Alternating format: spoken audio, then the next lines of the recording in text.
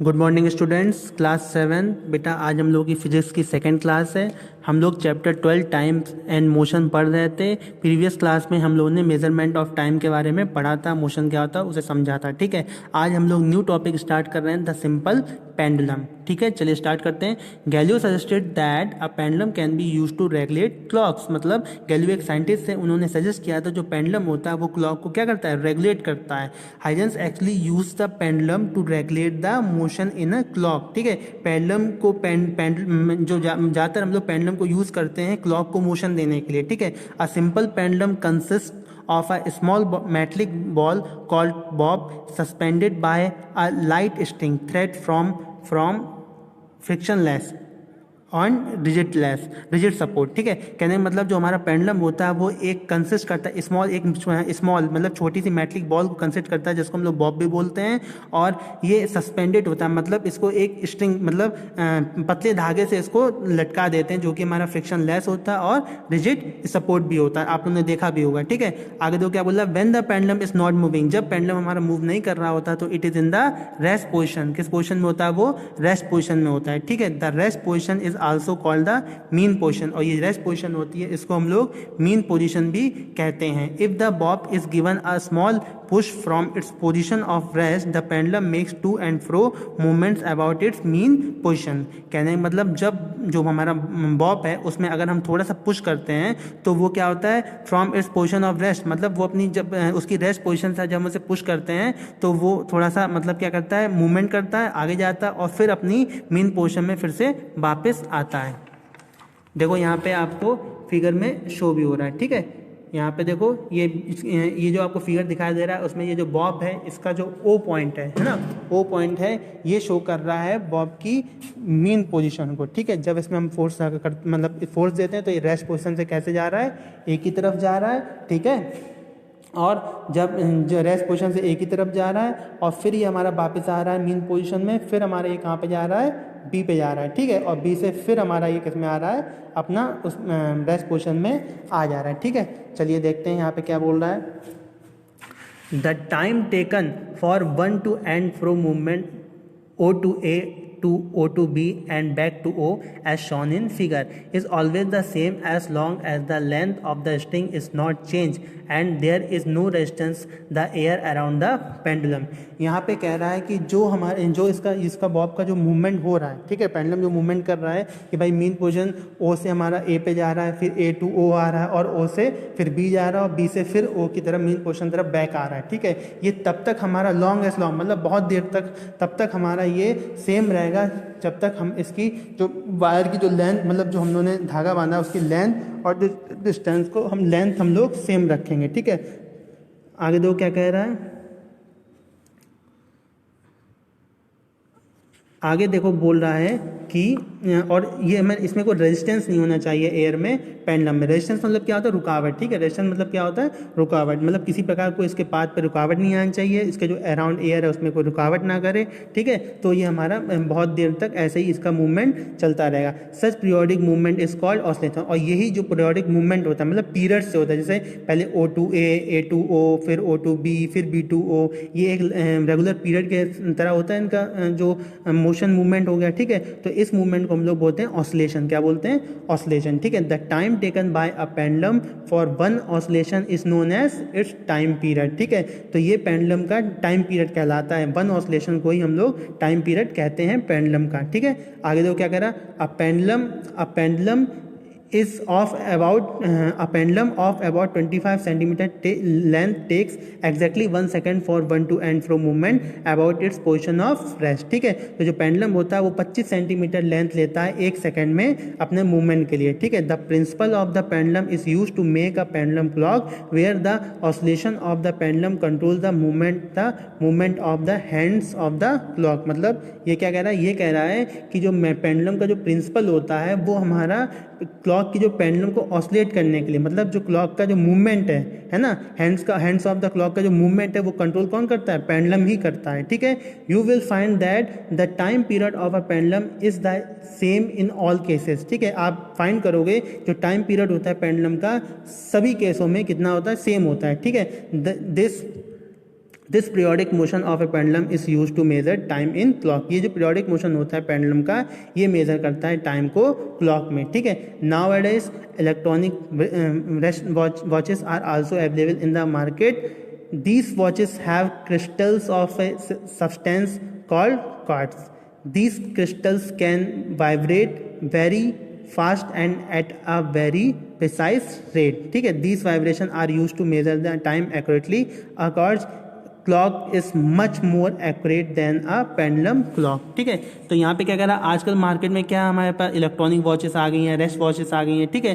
तो ये इसमें क्या होता है, इसमें हमारे क्रिस्टल्स होते हैं, ठीक है, जिनको क्वार्ट्ज बोलते हैं। तो ये क्रिस्टल्स होते हैं, ये क्या करते हैं, वाइब्रेट करते हैं और बहुत ही प्रिसाइज रेट में वाइब्रेट करते हैं, ठीक है। वाइब्रेट करते हैं प्रिसाइज रेट में, एक लगातार रेट मतलब क्या होता है, दर, एक दर से वाइब्रेट करते हैं, जिससे कि हमारा जो मेजरमेंट आता है टाइम का वो बहुत ही एक्यूरेट आता है। पेंडुलम के अगर पेंडुलम से कंपेयर किया जाए तो पेंडुलम का जो मेजरमेंट है टाइम का वो इतना एक्यूरेट नहीं होगा जितना हमारा कितना होगा, रेस्ट वॉच का होगा या फिर कोई भी क्वार्ट्ज का होगा जिसमें हमारे वाइब्रेशन होता हो, ठीक है। इसके बगल में देखो फैक्टोपीडिया में क्या बता रहे हैं, कह रहा है कि atomic clocks are the most accurate. Time measurement in atomic clock are based on vibration of atom. एक एटॉमिक क्लॉक भी होती है जिसमें बहुत ही मोस्ट एक्यूरेट होती है, मतलब बहुत ही एक्यूरेट होती है, सही टाइम आता है उसमें। उसका जो टाइम का मेजरमेंट होता है वो एटॉमिक क्लॉक का, तो वो बेस्ड होता है वाइब्रेशन ऑफ एटम, मतलब एटम के वाइब्रेशन पे बेस होता है। These vibration are very regular and atomic clocks are accurate to 1 second इन 3000 ईयर्स। यहाँ पे क्या बोल रहा है, जो वाइब्रेशन होती है वो बहुत ही रेगुलर होती हैं और बहुत ही एक्यूरेट होती हैं, 1 सेकेंड में 3000 मतलब 3000 ईयर्स तक, ठीक है। Find out which organization in India have atomic clocks, ठीक है। ये आप लोगों को सर्च करना है, पता करना है कि इंडिया में कौन कौन सी ऑर्गेनाइजेशन होती हैं जो एटॉमिक क्लॉक देखती हैं, ठीक है। चलिए नेक्स्ट टॉपिक क्या हमारा, स्टॉप वॉच, ठीक है। तो stop watch is used for measuring short interval of time, ठीक है। तो स्टॉप एक्यूरेटली, मतलब जो स्टॉप वॉच होती है वो हमारा शॉर्ट इंटरवल ऑफ टाइम को मेजर करने के लिए बहुत ही एक्यूरेट होती है। It is use for measuring time interval in sports activity. ये ज़्यादातर हमारा कहाँ पे यूज़ करते हैं, स्पोर्ट एक्टिविटी में। जैसे आप लोगों ने देखा जो हमारा स्टॉप वॉच होती है ना, जो मतलब जब रेसिंग वगैरह करते हैं तो उसमें हम लोग मेजर करते हैं, ठीक है। रेसिंग वगैरह और भी जो हमारे गेम्स होते हैं वहाँ पर यूज़ होती हैं, ठीक है। आगे दो क्या करा, now a days several digital watches available in the market can also be used as stopwatch, ठीक है। many of the digital watches do not have hour, minute और second hands, they display time in digital, ठीक है। इनके पास कोई भी hand नहीं होते हैं डिस्प्ले करने के लिए कि ये हमारा आवर दिखा रहा है, ये हमारा मिनट दिखा रहा है, ये हमारा सेकंड दिखा रहा है। ये सिर्फ डिजिटली डिस्प्ले करते हैं इन न्यूमरल फॉर्म, नंबर के फॉर्म में, ठीक है। The SI unit of measurement of time is second. तो मेजरमेंट की जो हमारी एसआई यूनिट होती है वो क्या होती है, सेकेंड होती है, ठीक है। For the convenience of measuring longer duration higher multiples of a second are use, ठीक है। मतलब सहूलियत के लिए अगर आपको कुछ मेजरिंग करना है लॉन्गर ड्यूरेशन के लिए, मतलब ज़्यादा ड्यूरेशन के लिए, तो आपको ये मल्टीपल्स दिए हुए हैं, ठीक है। एक मिनट में हमारे कितने सेकंड होते हैं, 60 सेकंड, सबको पता है। एक आवर में कितने होते हैं मिनट, 60 मिनट होते हैं, और मिनट में 60 सेकंड होते हैं। तो कितने सेकंड हो गए टोटल, 60 × 60 3600, ठीक है। वन डे में कितने आवर होते हैं, 24 आवर। 1 मंथ में कितने होते हैं, 30 या 31 डेज होते हैं, ठीक है। 1 ईयर में कितने होते हैं, 12 मंथ्स होते हैं। डेज कितने होते हैं, 365 या 366। चलिए अब बेटा देखो यहाँ पे आपको फिलिंग द ब्लैंक्स दिए हुए हैं, फिलिंग द ब्लैंक्स या फिल कर लो। क्या लिखा हुआ है पहला, a sundial uses the dash of a tall object to tell time, ठीक है। जो सन डायल होता है जो पहले यूज़ करते थे वो क्या यूज़ करते थे, मतलब ऑब्जेक्ट का टाइम, मतलब कैसे, तो यहाँ पे क्या आ जाएगा, अ sundial uses the shadow, मतलब किसी भी टॉल ऑब्जेक्ट की शैडो देख के तो हम लोग टाइम बताते थे, मतलब टाइम देखते थे कि कितना टाइम हो रहा है कितना नहीं हो रहा है ना। तो a sundial uses the shadow of the tall object to tell time, यहाँ पे क्या आ जाएगा, शैडो आ जाएगा, ठीक है। सेकंड पॉइंट देखो क्या बोल रहा है हमारा, the device use to measure time is known as, क्या बोलते हैं उसको, टाइम को जो मेजर करते हैं, क्लॉक, ठीक है। क्लॉक भी बोल सकते हैं। इसमें तो मतलब एशियन टाइम्स के हिसाब से पहले हमारा वो आता है, सन डायल हो गया, ये सब आ गया, ठीक है। और अभी हम लोग से क्या बोलेंगे, क्लॉक बोलते हैं, वॉचेस भी बोल सकते हैं, ठीक है। थर्ड पॉइंट देखो क्या, इसमें तो आप सेकंड वाले में आप क्लॉक लिख लेना, ठीक है। थर्ड पॉइंट देखो क्या बोला है, थर्ड पॉइंट बोल रहा है the SI unit of time is second, क्या आ जाएगी हमारी यहाँ पे सेकंड आए। और dash is the most accurate clock, तो ये कौन सी मोस्ट एक्यूरेट क्लॉक होती है, यहाँ पे फैक्टोपीडिया में ही बताया था ना, ये atomic clocks are most accurate, है ना। तो यहाँ पे आप क्या फिल कर लोगे, atomic clock is the most accurate clock, ठीक है बेटा। इसको आप लोग बुक में फिल कर लेना, पहले में शैडो आ जाएगा, सेकंड में क्लॉक आ जाएगा, थर्ड में सेकंड आ जाएगा और फोर्थ में क्या आ जाएगा, एटॉमिक क्लॉक आ जाएगा, ठीक है। क्या आ जाएगा आपका, एटॉमिक क्लॉक्स आ जाएगा। चलिए नेक्स्ट टॉपिक है हमारा, नेक्स्ट टॉपिक हमारा स्टैंडर्ड यूनिट्स, ठीक है। In Asian times humans used hand span, foot span और the arm to measure length. Measurements were unreliable as they varied from person to person, so there arose a need to have a uniform measurement system that was universally accepted. कह रहा है कि पहले के समय में जो लोग होते थे वो क्या करते थे, अपने हाथों को फैला के, है ना, या फिर पैरों से मेजरमेंट करते थे, जो कि अनरिलायबल था। मतलब वो मेजरमेंट हमारा जो अगर हम लोग करते थे तो वो रीडिंग हमारी गलत आती थी, क्योंकि पर्सन टू पर्सन हमारी रीडिंग गलत आती। किसी के हाथ लंबे होते हैं, किसी के हाथ छोटे होते हैं, तो उससे जो रीडिंग होती थी वो हमारी वेरी करती थी, ठीक है।